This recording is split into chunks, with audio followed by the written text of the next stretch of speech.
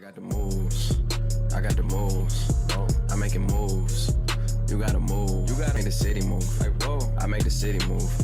I got the move. The Los Angeles Clippers coming into the 2020 NBA season were heavy favourites amongst NBA fans, many having them in their top 3 teams to win it all. And after a decent start, I feel like it's fair to say that the Clippers have been inconsistent to say the least. Whilst they have won a lot of games and are currently 3rd in the West, they have lost a lot of games they arguably should have won, and it does feel like a lot of their energy is going towards beating the Lakers.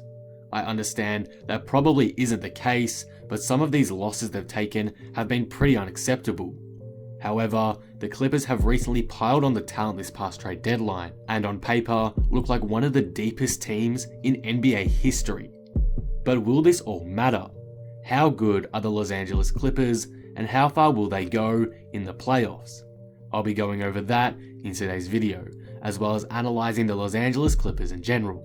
If you're new here and enjoy the video, be sure to subscribe for more NBA content like this. But with that being said, let's talk about the Los Angeles Clippers. Lucas. The Los Angeles Clippers are currently 3rd in the Western Conference with a record of 37-18. They've played pretty well over the majority of this season and have landed some big wins in the process, like their 2 big victories over the Lakers and other wins like versus Houston, Boston, etc.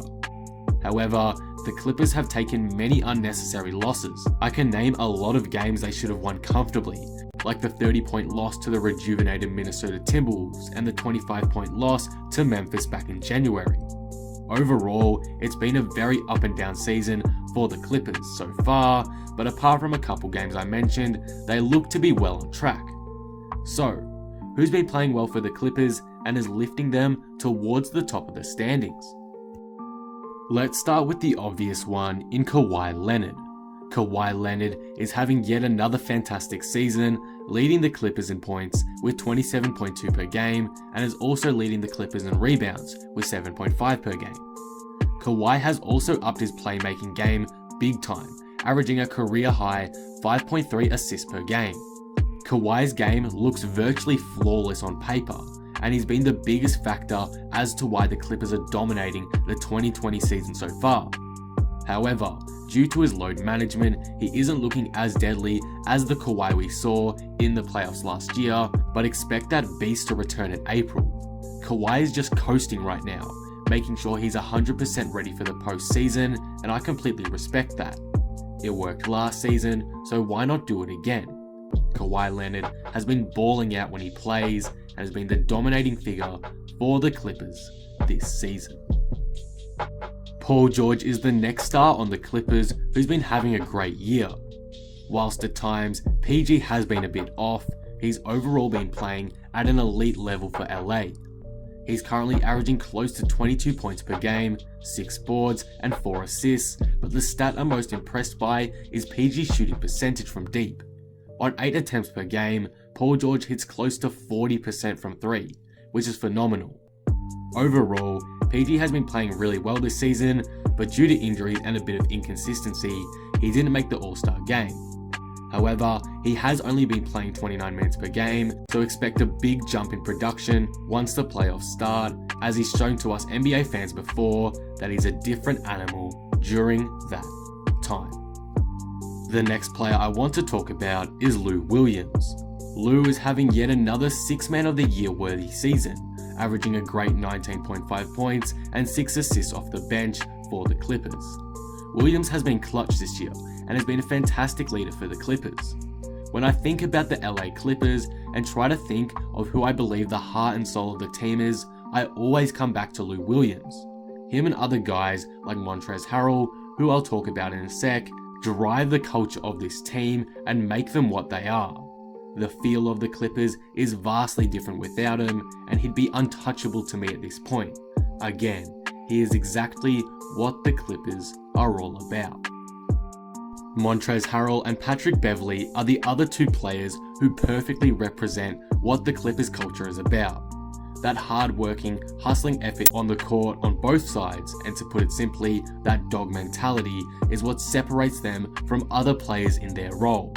Their stats aren't too appealing, 18 and 7 for Harrell, which is actually really solid, and 8 and 6 for Beverley, but again, they do more than what the stats show, and it's why they make such a big impact for the Los Angeles Clippers. And the final guy I want to talk about today is Landry Shamet, and to me, he is by far the most underrated player on the Clippers. Shamet is extremely clutch. He has ice in his veins, and an example of this was his clutch shot versus Boston in overtime the other day. It sent the game to a second overtime, yet gets overlooked and forgotten as the Clippers lost the game. Of course, it came from a 3-point shot too, Landry's biggest strength in his game, as he shoots 41% from 3. Again, just like Harrell and Beverley, Shamet's stats don't stand out at all, but his impact is bigger than that. When the Clippers need a bucket, particularly a 3-pointer, he's the guy to go to, and he rarely ever lets them down. So those are the guys I really wanted to put some spotlight on today, as I believe they make the most impact to this Clippers squad. I understand there are some more, that's just how deep this team is, but those are really just the guys I wanted to focus on today. Before we move on and look at how far I think the Clippers will go, I want to look at the Clippers' 2 recent acquisitions in Marcus Morris and Reggie Jackson.